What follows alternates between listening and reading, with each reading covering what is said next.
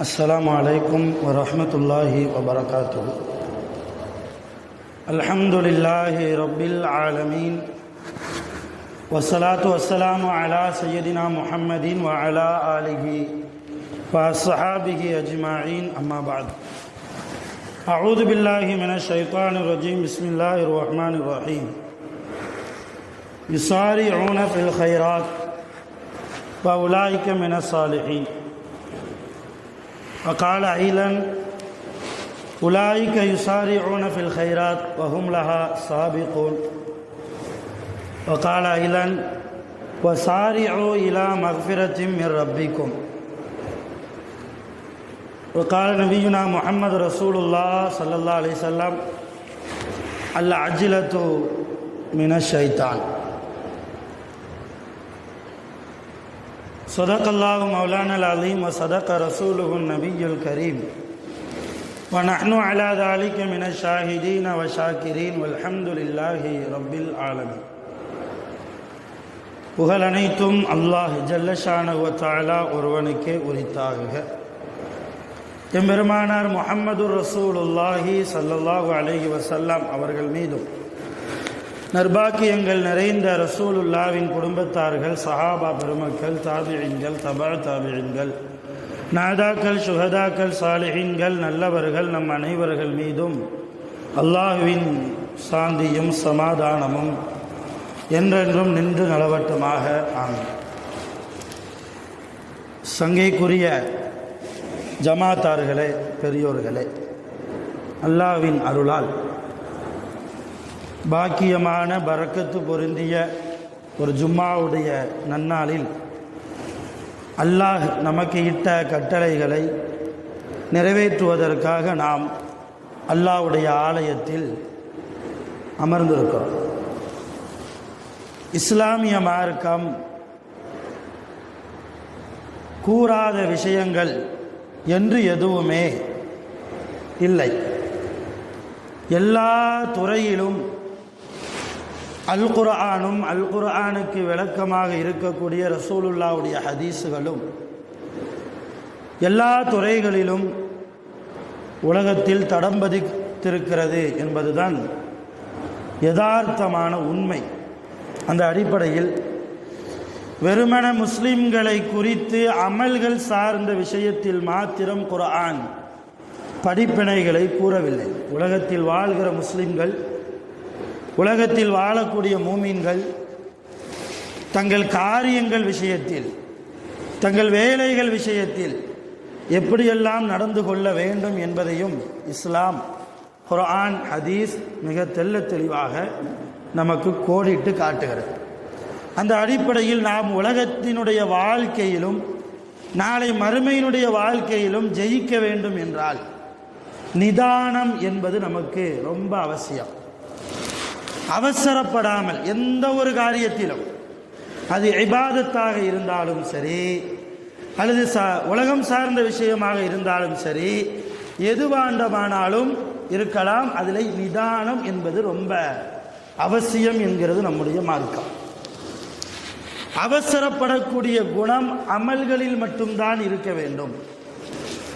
அடுத்தவர் என்னை விட அமலால் முந்தி விடுவாரோ, இவர் என்னை விட அதிகமாக தொழுகிறார், என்னை விட இவர் அதிகமாக தான தர்மம் கொடுக்கிறார், என்னை விட அதிகமாக இவர் நல்ல குணம் கொண்டவராக இருக்கிறார், நல்ல அமல்களால் இவர் என்னை விட முந்தி விடுவாரோ என்கிற பயம் இருந்தால் அவரோடு நாம் அவசரப்பட்டு போட்டி போட்டு கொள்ளலாமே தவிர உலகம் சார்ந்த விஷயத்தில் நிதானம் ரொம்ப அவசியம்.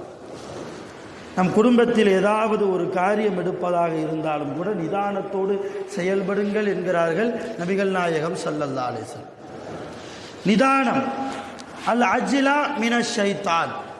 அவசரப்படுதல் என்கிற குணம், அவசரமா பிள்ளைகளுக்கு பெண் பார்த்து மாப்பிள்ளை பார்த்து திருமணம் முடிப்பது, அவசரமா ஒரு கடையை ஓப்பன் பண்றது, அவசரமா வெளிநாட்டு வேலைக்கு ஏற்பாடு செய்வது, இந்த அவசர குணம் என்பது அது ஷைத்தானுடைய குணம் என்றார்கள் ரசூலுல்லாஹி ஸல்லல்லாஹு அலைஹி வஸல்லம்.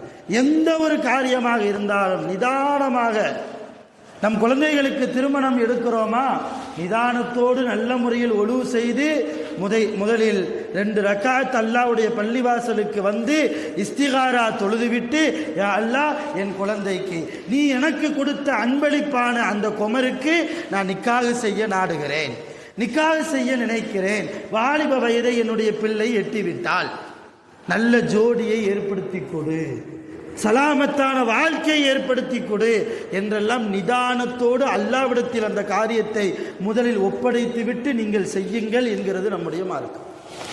தொழிலாக இருந்தாலும் இதே நிலைப்பாடுதான். ஆக எந்த காரியமாக இருந்தாலும் நிதானம் முஸ்லிம்களின் அடையாளம். நிதானம் என்கிற குணம் எல்லோருக்கும் வராது. பொறுமையோடு செயல்படுவது. ரசூல்லா சொன்னாங்க, யாரிடத்தில் நிதானம் என்கிற நற்குணம் இருக்கிறதோ அந்த குணம் அல்லாஹ்விடத்திலிருந்து அவருக்கு வழங்கப்பட்ட கிஃப்ட் என்கிறார்கள் நபிகள் நாயகம் ஸல்லல்லாஹு அலைஹி வஸல்லம்.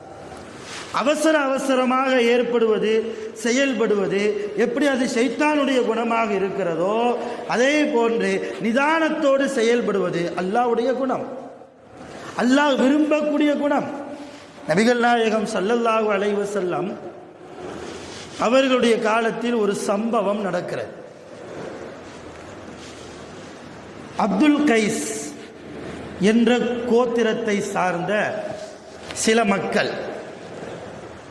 மதீனாவுக்கு ரசூலுல்லாஹி ஸல்லல்லாஹு அலைஹி வஸல்லம் அவர்களை பார்ப்பதற்கு வருகிறார்கள். அதுவரைக்கும் அவங்க ரசூலுல்லாவை பார்த்ததே இல்லை.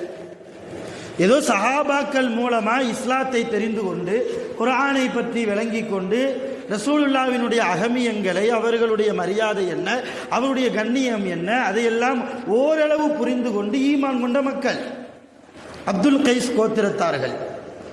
எப்படியாவது ரசூலுல்லாவை பார்த்து சஹாபி என்கிற பட்டத்தை நாம் அடைய வேண்டுமே என்கிற ஒரு உன்னதமான எண்ணத்திலே தாங்கள் வசிக்கக்கூடிய கிராமத்திலிருந்து புறப்பட்டு மதீனாவுக்கு வந்தார்கள்.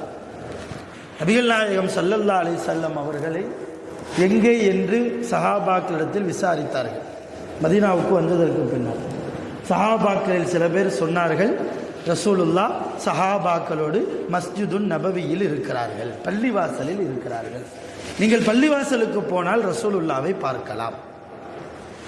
ஆர்வமாக உலகத்திற்கே அருள் கொடையாக அனுப்பப்பட்ட முஹம்மது ரசூலுல்லா, எந்த நபியை அல்லாஹ் படைக்காமல் விட்டால் உலகத்தையே நான் படைத்திருக்க மாட்டேன் என்று சொன்னானோ அப்படிப்பட்ட முஹம்மது ரசூலுல்லாஹி ஸல்லல்லாஹு அலைஹி வஸல்லம் அவர்களை பார்க்க போகிறோம் என்கிற ஆர்வத்திலே அந்த அப்துல் கைஸ் கோத்திரத்தார்கள் வேக வேகமாக, சில பேர் குதிரையில் வந்தாங்க, சில பேர் ஒட்டகத்தில் வந்தாங்க, அவசரமாக பள்ளிவாசலை நோக்கி தன் வாகனத்தை செலுத்தி பள்ளிவாசலுக்கு வெளியே வந்ததும் ரொம்ப அவசரப்பட்டேன். ரசூலுல்லாவை பார்க்க போறோம் என்கிற ஏக்கம் அப்படியே ஒட்டகத்திலிருந்து குதிரையிலிருந்து பாய்ந்து கீழே விழுந்து பள்ளிவாசலுக்குள் வந்து ரசூலுல்லாவை பார்க்கிறார்கள். எல்லாரும் பார்த்தாங்க. அந்த அப்துல் கைஸ் கோத்திரத்தார்களுக்கு ஒரு தலைவர் இருந்தார். அவர் பெயர் அஷஜ் ரலியல்லாஹு அன்ஹு. அவர் மட்டும் வரல. ரசூலுல்லாவை பார்க்க வந்தார், ஆனால் பள்ளிவாசலுக்குள்ள வரல. நபிகள் நாயகம் ஸல்லல்லாஹு அலைஹி வஸல்லம் வந்து அப்துல் கைஸ் கோத்திரத்தார்கள்ட்ட கேட்டாங்க, உங்க தலைவர் எங்கே? ஐன சய்யிதுக்கும், உங்க தலைவர் எங்கே? அவங்க சொன்னாங்க, அவர் பின்னாடி வருவார். அஷஜ் என்ன செஞ்சார் தெரியுமா? நிதானத்தோடு பொறுமையோடு, எல்லாரும் ரசூலுல்லாவை பார்க்க போறோங்கிற ஆர்வத்தில் போயிட்டாங்க. அழுக்க ஆடைகளோடு போனாங்க. ஏன்னா பயணப்பட்டு வந்திருக்காங்க இல்லையா, ஆடைகளில் எல்லாம் தூசு பட்டிருக்கும், மாசுபட்டிருக்கும், அழுக்காயிருக்கும், தலையெல்லாம் ஒரு பரட்டை தலை கோலத்தில் இருக்கிறது. எப்படியாவது ரசூலுல்லாவை பார்க்கணுங்கிற ஆர்வத்தில் போயிட்டாங்க. ஆனால் அஷஜ் ரலியல்லாஹு முஹம்மது ரசூலுல்லாவை பார்க்க போறோம், அல்லாஹ்வுடைய தூதரை பார்க்க போறோம். அழுக்காவா போறது, அசுத்தமாவா போறது? என்ன செஞ்சார் தெரியுமா? தன் குதிரையிலிருந்து, தன் வாகனத்திலிருந்து கீழே இறங்கினார். எல்லா வாகனங்களையும் ஒற்றை ஆளாக கட்டி போட்டார். முதல்ல வாகனத்தை கட்டி போட்டார். எல்லாரும் அவசரப்பட்டு வாகனத்தையெல்லாம் கட்டி போடாமல் போயிட்டாங்க ரசூலுல்லாவை பார்க்கறதுக்கு. இவர் எல்லா வாகனத்தையும் கட்டி போட்டு தான் கொண்டு வந்த தண்ணீரை வைத்து முகத்தை கழுவி நல்ல முறையில் ஒது செய்து தான் கொண்டு வந்த ஒரு புதிய ஆடையை, பள்ளிவாசலுக்கு வெளியே போட்டிருந்த பழைய ஆடையை களைந்து புதிய ஆடையை உடுத்தி கொண்டு சுருமாவை கண்களில் போட்டுக்கொண்டு நல்ல முறையில் தலையை வாரி சீவிக்கொண்டு புத்தாடையை உடுத்தி கொண்டு அத்தர்களை பூசிக்கொண்டு நறுமணம் கமல கமல பள்ளிவாசலுக்குள் வந்தார். நறுமணம் கமல கமல பள்ளிவாசலுக்குள் வந்தார். நேர ரசூலுல்லாஹ்கிட்ட வந்தார். ஸலாமு அலைக்க யா ரசூலல்லாஹ், அல்லாஹ்வின் தூதர் அவர்களே, உங்கள் மீது அல்லாஹ்வுடைய சலாம் உண்டாகட்டும். சலாம் சொன்னார். அல்லாஹ்வுடைய சாந்தி உண்டாகட்டும், சமாதானம் உண்டாகட்டும். உங்களை பார்க்க வேண்டும் என்று எத்தனையோ நாட்கள் துடித்து கொண்டிருந்தோம், இன்றைக்கு நாங்கள் பார்த்து விட்டோம் என்று சொன்னபோது ரசூலுல்லாஹ் சொன்னாங்க, யா அஷஜ், ஓ அஷஜ்ஜே, இன்ன ஃபீக ஹஸ்லத்தை, உன்னிடத்தில் 2 நல்ல குணங்கள் இருக்கிறது. யுஹிப்பஹும் அல்லாஹு வ ரசூலுஹு, அல்லாஹ்வும் அல்லாஹ்வுடைய ரசூலாகிய நானும் அந்த 2 குணத்தையும் நாங்கள் நேசிக்கிறோம்.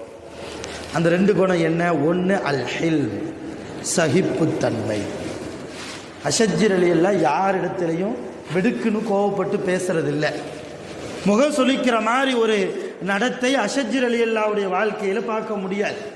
யார் என்ன சொன்னாலும் சகிப்புத்தன்மையோடு அந்த இடத்தை விட்டு கடந்து போயிடுவாங்க. அப்படிப்பட்ட சகிப்புத்தன்மை உங்களிடத்தில் இருக்கிறது. 1வது. 2வது வல் அனாத், நிதானம், பொறுமை. என்னை பார்க்க வேண்டும் என்கிற ஆர்வத்தில் உன்னுடைய தோழர்கள் எல்லாம், என்னுடைய தோழர்கள் எல்லாம் வந்துட்டாங்க, தவறில்லை. அது என் மீது வைத்த பாசத்தின் வெளிப்பாடு, அன்பின் வெளிப்பாடு. அதை நான் ஆதரிக்கிறேன். இருந்தாலும் அல்லாஹ்வும் அல்லாஹ்வுடைய ரசூலும் எந்த பொறுமையை, எந்த நிதானத்தை நேசிக்கிறார்களோ அந்த நிதானத்தோடு நீங்கள் வந்தீர்கள் இல்லையா, உண்மையிலேயே இது சிறந்த குணம். இந்த குணத்தை நீங்கள் ஒருபோதும் விட்டு விடாதீர்கள். சொல்லிவிட்டு கூட இருந்த சஹாபாக்களிடத்தில் சொன்னார்கள், உங்களிடத்திலும் உங்கள் வாழ்க்கையில் நிதானம் வேண்டும், அவசரம் வேண்டாம், அவசரப்படுவது வேண்டாம். எல்லா காலங்களிலும் ஒரு முக்கியமான ஒரு முடிவை எடுக்கப் போகிறீர்களா, நிதானத்தோடு எடுங்கள். அவசரப்பட்டு இருக்கிற போது உங்கள் மூளை வேலை செய்யாது. அங்கே ஷைத்தான் வருகிறான், அல்லாஹ்வுக்கு பிடிக்காத பாதையின் பக்கம் போவதற்கு தூண்டுவான். அல்லாஹ்வுக்கு கட்டுப்பட்டவர்களாகத்தான் நாம் வாழ வேண்டுமே தவிர நம் மூளையை, நம் சிந்தனையை அடகு வைத்துவிட்டு ஷைத்தானுக்கு அடிமைகளாக நாம் வாழக்கூடாது என்கிற மிகப்பெரிய பாடத்தை அஷஜ் ரலியல்லாஹு அன்ஹு அவருடைய வாழ்க்கையின் மூலமாக நபிகள் நாயகம் ஸல்லல்லாஹு அலைஹி வஸல்லம் சஹாபாக்களுக்கு பாடம் எடுத்தார்கள். அந்த நேரத்தில் இந்த ஹதீஸ் முஸ்னத் அஹ்மது என்கிற கிதாபிலே 19645வது ஹதீஸாக இருக்கிறது, பதிவு செய்யப்பட்டது. இப்போ என்ன விளங்குறோம்? உலகத்தின் அருள் கொடை இல்லையா, எல்லா நபிமார்களுக்குமான தலைவர், எல்லா மக்களுக்குமான தலைவர், அவர்களை பார்க்க போகிற அந்த நேரம் தன்னையே மறந்திருக்கிற நேரம் இல்லையா. எல்லோருமே ரசூலுல்லாஹி ஸல்லல்லாஹு அலைஹி வஸல்லம் அவர்களை கனவிலாவது நாம் பார்த்துவிட வேண்டுமே என்கிற ஏக்கத்தில் எல்லா முஸ்லிம்கள் இருக்கிறோம். அப்படிப்பட்ட ரசூலுல்லாவை உலகத்தில் வாழ்கிற போது பார்ப்பது என்பது எவ்வளவு பெரிய பாக்கியம். அதுவும் ஈமானோடு பார்ப்பது, கலிமாவோடு பார்ப்பது, ஈமானிய பார்வை கொண்டு பார்ப்பது, அல்லாஹ்வின் மூலமாக ஹிதாயத்து பெற்ற அந்த பார்வையை கொண்டு பார்த்து ரசிப்பது என்பது எவ்வளவு பெரிய பாக்கியம். அந்த பாக்கியமான நேரத்திலும் நிதானத்தை கடைபிடித்தார்கள் அஷஜ் ரலியல்லாஹு என்றால், இது போன்ற நிதானம் நம் வாழ்க்கையிலும் வேண்டும். மனைவியோடு பிரச்சனையா, அந்த நேரத்தில் எதுவும் பேசக்கூடாது, சட்டையை போட்டு வெளியே வந்துடும், மேக்சிமம் எதுவும் பேசக்கூடாது. பெற்றோர்களோடு ஏதாவது பிரச்சனையா, நேரம் பெட்டில் படுத்து தூங்கிடணும். ரசூலுல்லாஹ் சொல்றாங்க, உங்களுக்கு கோபம் வருகிறதா, உங்களுக்கு கோபம் வருகிறதா, நிதானத்தை இழக்கிறீர்களா, பொறுமையை கடந்து போவதற்கு உண்டான ஒரு சூழ்நிலை வருகிறதா, ஒன்றும் செய்ய வேண்டாம், நேரா போய் ஒழு செய்யுங்கன்னாங்க ரசூலுல்லாஹ். கோபம் ஷைத்தானிடம் இருந்து வருகிறது. ஷைத்தான் நெருப்பால் படைக்கப்பட்டவன், அவனிடத்தில் இருந்து வந்த கோபம் நெருப்பால் ஆனது. அந்த நெருப்பை தண்ணீரை வைத்து ஒழு செய்து அணைத்து விடுங்கள்.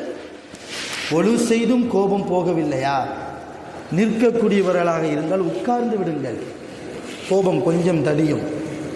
உட்கார்ந்தும் உங்களுக்கு கோபம் தணியவில்லையா, படுத்து விடுங்கள் என்கிறார்கள் ரசூலுல்லாஹி ஸல்லல்லாஹு அலைஹி. எதையும் மைண்டில் வைக்காதீங்க, நேராக படுத்துருங்க.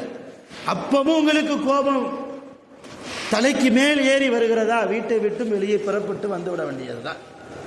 எங்கே போனால் நமக்கு நிம்மதி கிடைக்குமோ கொஞ்ச நேரம் பள்ளிவாசலில் வந்து உட்கார்ந்துடுறது, கொஞ்ச நேரம் அப்படி ஃப்ரெண்ட்ஸுகளோடு அப்படி போயிடுறது, கடை வீதிகளுக்கு போயிடுறது. இந்த மாதிரி போனால் என்ன ஆகும், தலைக்கு மேலே போகக்கூடிய பிரச்சனை கூட அது வராமல் இருக்கும். அல்லாஹ் சில சூழ்நிலைகளை விட்டும் நம்மை பாதுகாப்பாய். அப்போ நம்ம மனைவிமார்களோடு பிரச்சனை, அண்ணன் தம்பிகளோடு பிரச்சனை, பெற்றோர்களுக்கு மத்தியில் பிரச்சனை, ஜமாத்தார்களோடு பிரச்சனை, வட்டாரத்தில் உள்ளவர்களோடு ஏதாவது பிரச்சனை என்றால் முதலில் நாம் விளங்க வேண்டும், ஆகா நமக்கு கோபம் வருகிறது, கோபத்தை அல்லாஹ் தருவதில்லை, கோபத்தை ஷைத்தான் தருகிறான். அவன் தரக்கூடிய கோபத்தை வைத்து நாம் வாழ்க்கையில் விளையாடுவதா? கொஞ்சம் தனித்து பேசுவோம், கொஞ்சம் நிதானத்தோடு இருப்போம் என்கிற யோசனை முதலில் நமக்கு பிறக்க வேண்டும். சையதுனா அலி ரலியல்லாஹு தஆலா அன்ஹு அவங்கள நபி ஸல்லல்லாஹு அலைஹி வஸல்லம் யமன் தேசத்திற்கு நீதிபதியா அனுப்பி வச்சாங்க. நீதிபதியா காலியா அனுப்பி வச்சாங்க. அப்படி அனுப்பி வைக்கிற போது அலி ரலியல்லாஹு சொன்னாங்க, யா ரசூலல்லாஹ், அல்லாஹ்வின் தூதர் அவர்களே, துர்சிலனி வ அன ஹதீஸு சின்னி வலா இல்ம லீ பில் கலா. என்னை நீங்கள் யமன் தேசத்திற்கு நீதிபதியாக அனுப்புகிறீர்கள், நானுமோ சிறிய வயது உள்ள வாலிபனாக இருக்கிறேன், எனக்கு தீர்ப்பு எப்படி சொல்ல வேண்டும் என்கிற முழுமையான ஞானம் கூட எனக்கு கிடையாது, நான் எப்படி தீர்ப்பு சொல்வது? என்னை நம்பி நீங்கள் அனுப்புகிறீர்களே, வேற பெண்ணும் பெரிய சஹாபாக்கள் அபூபக்கர் இருக்கிறார், உமர் இருக்கிறார்கள், இவர்களையெல்லாம் நீங்கள் அனுப்பலாமே, என்னை போய் நீங்கள் அனுப்புறீங்களே என்று கேட்கும்போது ரசூலுல்லாஹ் சொன்னாங்க, இன்னல்லாஹ சயஹ்தி. அலியே, அதை பற்றி நீ கவலைப்பட வேண்டாம், நீ என் குடும்பம், அல்லாஹ் உனக்கு நேர்வழி காட்டுவான் என்று சொல்லி அலி ரலியல்லாஹுடைய நெஞ்சிலே கை வைத்து தட்டினார்கள். கை வைத்து தட்டி சில துஆக்களை செய்தார்கள். அல்லாஹும்ம சப்பித் லிசான அலி, யா அல்லாஹ், அலி ரலியல்லாஹுடைய நாவை நீ உண்மையின் பக்கம் ஸ்திரப்படுத்துவாயாக, சத்தியத்தின் பக்கம் ஸ்திரப்படுத்துவாயாக, தேவையில்லாத குழப்பங்களை விட்டும் இவருடைய கல்வை நீ பாதுகாப்பாயாக என்றெல்லாம் நிறைய துஆவை செஞ்சுட்டு ஒரு உபதேசத்தை செஞ்சாங்க. அலியே, ஃபைதா ஜலஸ பைன யதைக அல் ஹஸ்மான், பிரச்சனைக்குரிய ரெண்டு பேர் உனக்கு முன்னால் வந்து தீர்ப்பு சொல்லுங்கள் என்று அமர்ந்தால், ஃபலா தக்லி என்ன ஹத்தா தஸ்மஅ மினல் ஆஹர், ரெண்டு பேர்கிட்டையும் என்ன பிரச்சனை என்பதை கேட்காமல் நீ தீர்ப்பு சொல்ல வேண்டாம்.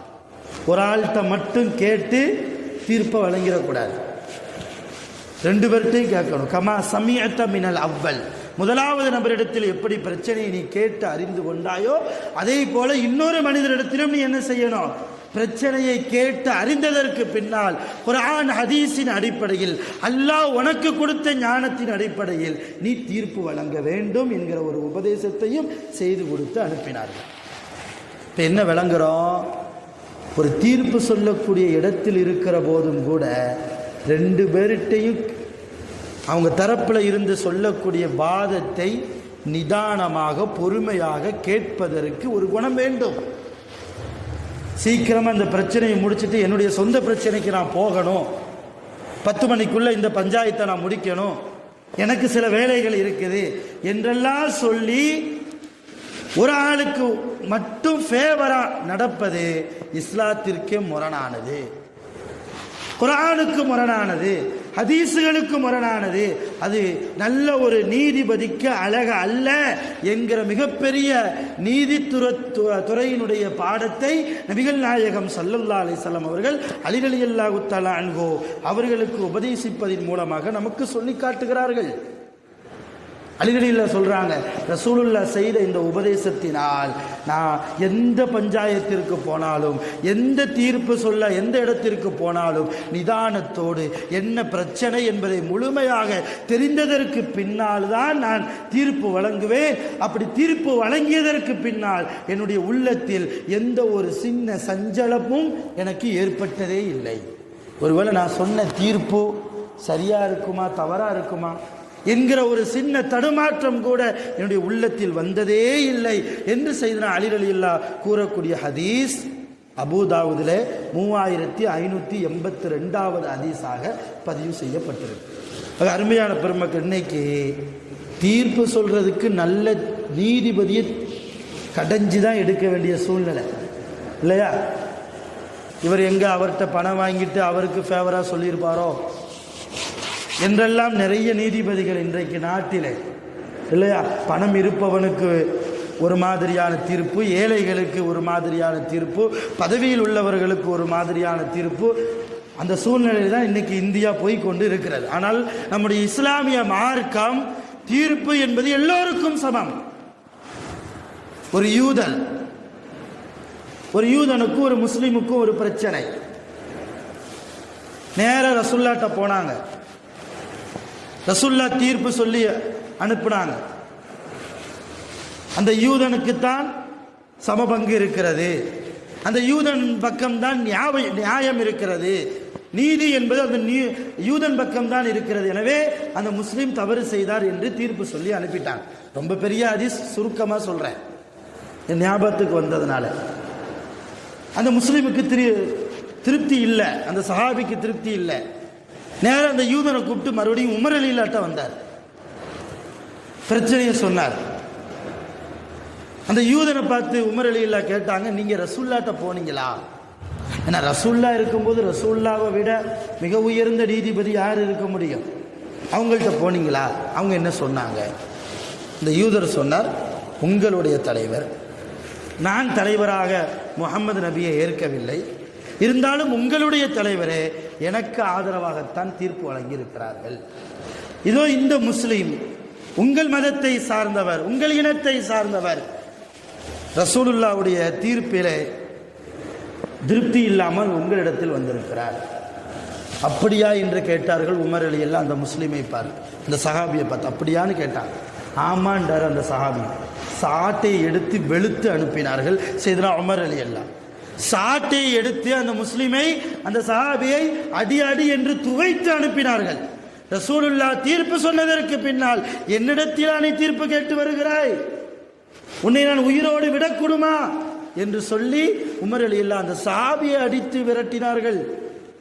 உமர் அலியல்லாஹ் நினைத்திருந்தால் அந்த சஹாபிக்கு ஆதரவா ரசூலுல்லாஹ்ட்ட போய் பேசியிருக்கலாம். யா ரசூலுல்லாஹ், இவர் முஸ்லீமு, உங்களை ஈமான் கொண்டிருக்கிறார், அல்லாஹ் மட்டும் வணங்குறார், இந்த யூத பையன் அவனுக்கு என்ன நீங்க சப்போர்ட் பண்ணி பேசியிருக்கிறீங்க, இதான் பேசியிருக்கலாம். எதுவுமே பேசல.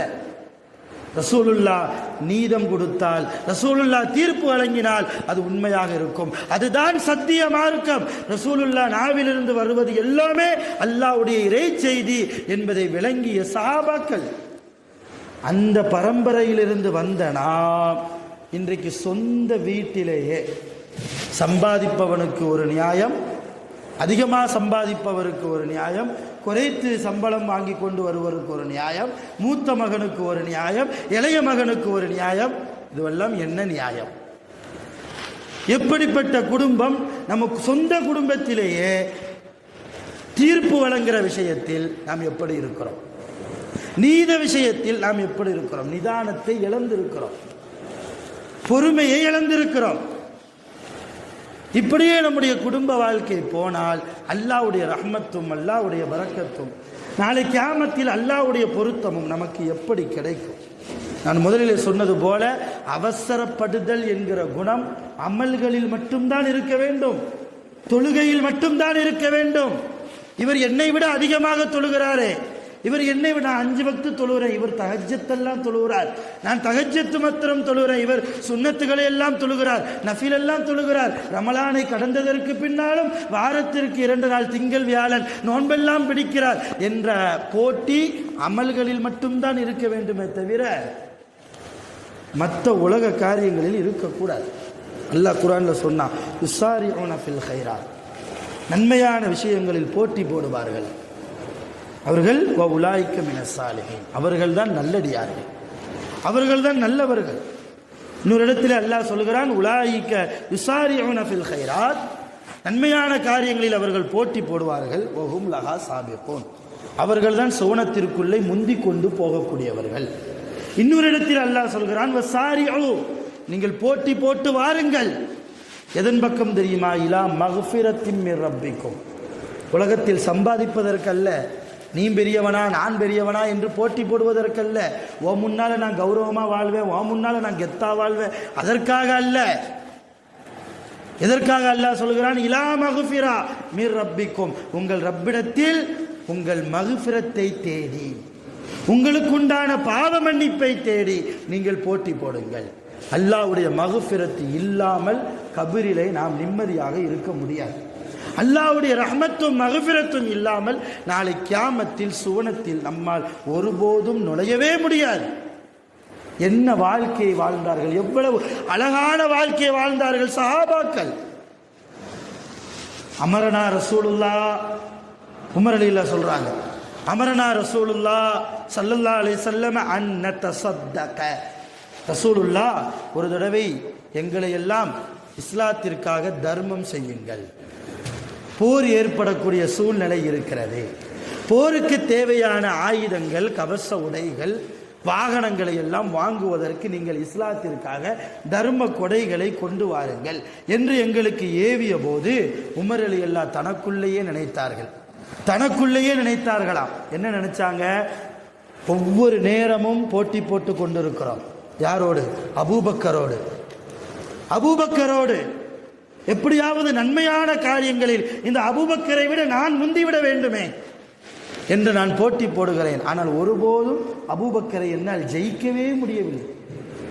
என்னை விட முந்தி கொண்டு போகிறார் நன்மையில். ரசூலுல்லாஹ் வாழ்கிற போது ஒரு அம்மாவுக்கு ஹிதுமத் செஞ்சு வந்தாங்க. அந்த அம்மாவுக்கு கணவன் இல்லை, பிள்ளைகள் இல்லை, அந்த அம்மாவை கவனிக்கிறதுக்கு ஆள் இல்லை. இப்போ ரசூலுல்லாஹ் என்ன செய்வாங்க? ஃபஜ்ர் முடிச்சுட்டு போவாங்க அந்த அம்மாவுடைய வீட்டுக்கு. அந்த அம்மாவுக்கு தேவையான எல்லா காரியத்தையும் தான் ஒத்த ஆளாக இருந்து செஞ்சு முடிச்சுட்டு வந்தாங்க. இது ரசூலுல்லாஹ்வுடைய காலத்தில் ரசூலுல்லாஹ் செய்த ஒரு சேவை, அந்த அம்மாவுக்கு செய்த ஒரு சேவை. ரசூலுல்லாஹ்வுடைய காலத்திற்கு பின்னால் உமர் ரலியல்லாஹு நினைச்சாங்க, ரசூலுல்லாஹ் இந்த மாதிரி ஒரு அம்மாவுக்கு பணிவிட செய்வாங்களே, இப்போ நாமளும் இப்போ ரசூலுல்லாஹ் உயிரோடு இல்லை, அவங்க மௌத்தாயிட்டாங்க, வஃபாத் ஆயிட்டாங்க, கபருக்குள்ளே இருக்கிறாங்க. இப்போ அந்த அம்மாவுடைய நிலைமை என்ன? ரசூலுல்லாஹ் செஞ்ச அந்த சேவையை நாம் எடுத்து செய்யலான்னு சொல்லி உமர் ரலியல்லாஹு ஒரு நேரம் ஃபஜ்ரை முடித்து விட்டு அந்த அம்மாவுடைய வீட்டுக்கு போனால் எல்லாம் கரெக்டாக இருக்குது. யாரோ வந்து வேலையை செஞ்சு முடிச்சுட்டு போயிருக்கிறாங்க, எல்லாம் வீடு சுத்தமாக இருக்குது, அந்த அம்மாவுக்கு தேவையான எல்லா உணவுகளும் பக்கத்தில் தயாராக இருக்குது. சரி, யாரோ செஞ்சுட்டு போயிருக்கிறாங்க. நம்மளும் அந்த அம்மா ஏதோ தஸ்பீஹ் ஓதி கொண்டு இருக்கிற மாதிரி தெரியுது. பக்கத்தில் ஏதோ தடவிக்கிட்டு இருக்கிறாங்க, ஏதோ உணவு தேடுறாங்களோ. கொஞ்சம் தூரம் தள்ளி கொஞ்சம் பேரித்தம்பழங்கள் இருக்குது, அந்த பேரித்தம்பழத்தை எடுக்கிறதுக்கு தான் அந்த அம்மா தடவிக்கிட்டு இருக்கிறாங்களோ என்று சொல்லி செய்தனா உமர் ரலியல்லாஹு என்ன செஞ்சாங்க? அந்த அம்மாவுக்கு பேரித்தம்பழத்தை எடுத்து இந்தாங்கம்மா பேரித்தம்பழம்னு கொடுத்தாங்க. அந்த பேரித்தம்பழத்தை வாங்கிட்டு அந்த அம்மா சொன்னாங்க, கண் தெரியாத அந்த வயது முதிர்ந்த ஒரு தாய், அந்த அம்மா சொன்னாங்க, வந்திருப்பது அபூபக்கர் இல்லையே, வேற யாரோ என் வீட்டுக்கு வந்திருக்க மாதிரி தெரியுதேன்னாங்க. அந்த அம்மாவுக்கு கண்ணு தெரியாது. அப்போ உமர் இல்லை சொன்னாங்க, நான் அபூபக்கர் இல்லாமல் நான் உமர். சரி, அபூபக்கர் இல்லையே என்று நீங்கள் சொன்னீங்களே, எப்படி கண்டுபிடிச்சீங்க? நான் அபூபக்கர் இல்லை என்பதை நீங்கள் எப்படி கண்டுபிடித்தீர்கள்? அபூபக்கராக இருந்தால் பேரித்தம்பளத்துடைய கொட்டையை எடுத்துட்டு தருவார், நீங்கள் கொட்டையோட பேரித்தம்பளத்தை தந்திருக்கிறீங்க. ரசூலுல்லாவுக்கு பின்னால் ரசூலுல்லாவாவது ஃபஜ்ருக்கு பின்னால் வருவார்கள் என் வீட்டிற்கு. ஆனால் அபூபக்கர் தஹஜ்ஜத்திலே வருவார். ரசூலுல்லாவுடைய மரணத்திற்கு பின்னால் வந்து எனக்கு உண்டான எல்லா சேவைகளையும் செய்து முடித்து விட்டு அவர் போவார். எப்போ என் வீட்டுக்கு வந்தாலும் அவருக்காக என் வீட்டு வாசல் திறந்தே இருக்கும். அவர் வந்தால் எனக்கு பேரித்தம்பழத்தை எடுத்து தருகிற போது உள்ளே இருக்கிற கொட்டையை எடுத்து விட்டு தான் பழத்தை தருவார். அதை வைத்துத்தான் நீங்கள் அபூபக்கர் இல்லை என்று நான் புரிந்து கொண்டேன். அப்போதான் உமர் ரலியல்லாஹு சொன்னாங்களா, என்ன இந்த அபூபக்கர் நன்மைகளால் நல்ல காரியங்களால் இந்த அபூபக்கரை எப்படியாவது நான் முந்திவிட வேண்டும் என்று நினைக்கிறேன், ஒருபோதும் முடியலையே. இப்போ ரசூலுல்லாஹ் தர்மம் ஏதாவது கொண்டு வாங்க அப்படின்னு சொன்னபோது உமர் ரலியல்லாஹு நினைச்சாங்களா, அபூபக்கரை விட என்கிட்ட செல்வம் நிறைய இருக்குது. இப்போ ரசூலுல்லாஹ் சதக்கா கேட்டிருக்கிறாங்க, தர்மம் கேட்டிருக்கிறாங்க இஸ்லாத்திற்காக. அபூபக்கரால் என்ன கொடுத்துட முடியும்? அவர்கிட்ட எதுவுமே இல்லை. ஆனால் அவரை விட நான் அதிகமாக கொடுத்துட்டா இந்த ஒரு நல்ல காரியத்திலாவது அபூபக்கரை விட நான் முந்திவிட முடியும் என்ற அடிப்படையில் வீட்டுக்கு போனாங்க. சொத்துல சரிபாதியை எடுத்துக்கொண்டு வந்து கொடுத்தாங்க. தன்னுடைய மொத்த சொத்துல சரிபாதி எடுத்துக்கொண்டு வந்து ரசூலுல்லாஹ்ட்ட கொடுத்தாங்க. அபூபக்கர் வந்தார், சின்ன சாக்கு பையில கொண்டு வந்தார். அபூபக்கர் ரலியல்லாஹு ரசூலுல்லாஹ்வுக்கு முன்னால் கொண்டு வந்து கொட்டினார். எல்லாம் தட்டுமுட்டு சாமான்கள் தான், வீட்டில் பயன்படுத்தக்கூடிய ஜாமான்கள். ரசூலுல்லாஹ் கேட்டாங்க அபூபக்கரை பார்த்து, எப்படி கேட்கணும்? என்ன கொண்டு வந்தேன்னு கேட்கணும், எவ்வளவு கொண்டு வந்தேன்னு கேட்கணும். ரசூலுல்லாஹ் விளங்கிக்கிட்டாங்க, தன் நண்பரை எந்த இடத்திலும் விட்டு கொடுக்காத முஹம்மது ரசூலுல்லாஹ் கேள்வி அப்படியும் மாத்தினாங்க. என்ன கொண்டு வந்தேன்னு கேட்டா அபூபக்கரை விட உமர் அலியெல்லாம் முந்திக்கிடுவாரு. ஏன்னா அபூபக்கர் அலியை விட உமர் அலியெல்லாம் கொண்டு வந்தது அதிகம். உண்மையிலேயே ரசூலுல்லாஹ் கேள்வி அப்படியே மாத்தினாங்க. வீட்டில் என்னத்தை வச்சுட்டு வந்தேன்னு கேட்டாங்க. உன் வீட்டில் என்னத்தை வச்சுட்டு வந்த? அபூபக்கர் ரலியல்லாஹு சொன்னாங்க, அல்லாஹ்வும் அல்லாஹ்வுடைய ரசூலை தவிர என் வீட்டில் வேற எதுவுமே இல்லை. அல்லாஹ்வை விட்டுட்டு வந்திருக்கிறேன், அல்லாஹ்வுடைய ரசூலுடைய முஹப்பத்தை விட்டுட்டு வந்திருக்கிறேன், எல்லாத்தையும் எடுத்துட்டு வந்துட்டேன். உமர் ரலியல்லாஹு கேட்டாங்க, நீ என்னத்தை வச்சுட்டு வந்த? இந்த மாதிரி பாதி சொத்து என் வீட்டில் இருக்குது. இப்போ உமர் ரலியல்லாஹு சொன்னாங்களா, இந்த நேரத்திலும் என்னால் அபூபக்கரை முந்த முடியவில்லையே, வருத்தப்பட்டார்கள். இப்போ சஹாபாக்கள் ஒருவருக்கொருவர் போட்டி போட்டு கொண்ட விஷயம் எதில் இருந்தது? நன்மையான காரியத்தில் இருந்தது. இன்னைக்கு நமக்கு மத்தியில் நீ அதிகமாக சம்பாதிக்கிறியா, நான் அதிகமாக சம்பாதிக்கிறேனா? நீ ஒரு வீடு கட்டினா நான் 2 வீடு கட்டுவேன் இல்லையா?